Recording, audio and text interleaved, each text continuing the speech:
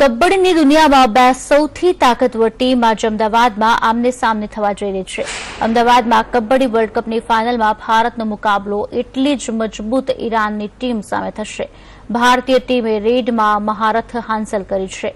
ટેકલમાં પણ ભારત પાસે ઇન્ફોર્મ ખેલાડીઓ છે।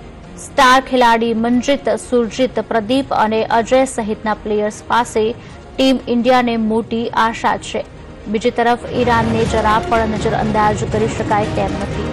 ઈરાન આ વર્લ્ડ કપમાં પણ લગાતાર શાનદાર પરફોર્મન્સ કરતી આવી છે। એકમાત્ર આંચકા બંને ટીમે ખાધેલા છે, જેમાં ભારતે કોરિયા સામે અને ઈરાને પોલેન્ડ સામે હારનો સામનો કરવો પડ્યો હતો। જો કે બંને ટીમ જૂની ભૂલોને સુધારીને આજે મેચમાં ઉતરશે।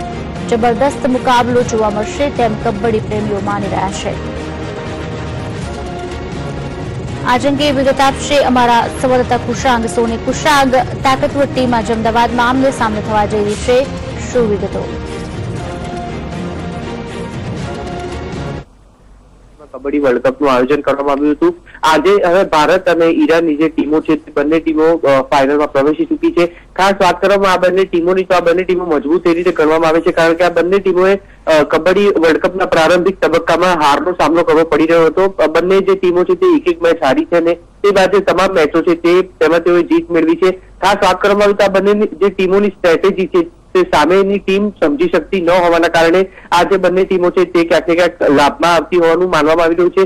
બીજી તરફ ભારતની ટીમની વાત કરીએ તો ભારત પાસે ખાસ જે રાહુલ ચૌધરી આ ઉપરાંત અજય ઠાકુર અને અમદાવાદના જે કિરણ પરમાર છે આ તમામ આ ઉપરાંત પ્રદીપ નરવાલ સહિતના જે ખેલાડીઓ છે તે આ વખતે ફોર્મમાં આવવાના કારણે પણ ભારતની ટીમને તેનો લાભ મળી રહ્યો છે। તો બીજી તરફ વાત કરવામાં આવે ઈરાનની તો ઈરાનના જે કેપ્ટન છે મીરા છે તેઓની પણ જે આગવી જે શૈલી છે અને તેની સાથે જે પોતાના પ્લેયર્સને પ્રોત્સાહન આપવાનું જે કાર્ય કરી રહ્યા છે તેના કારણે ઈરાનની ટીમ પણ આ વખતે મજબૂત ફોર્મમાં હોય તેવું તેઓની પાછળની મેચ ઉપરથી લાગી રહ્યું છે। એટલે કહી શકાય કે આજે જે રીતે ભારત અને ઈરાન વચ્ચે જે મેચ થવા જઈ રહી છે ખૂબ રોમાંચિત મેચ ગણી શકાય કારણ કે બીજી 10 ટીમોને હરાવીને આ બે ટીમો ફાઇનલમાં આવી છે। એટલે આજે મેચ છે તેનું આજે રાત્રે 8 વાગે આજે ફાઇનલ છે તેની શરૂઆત થશે।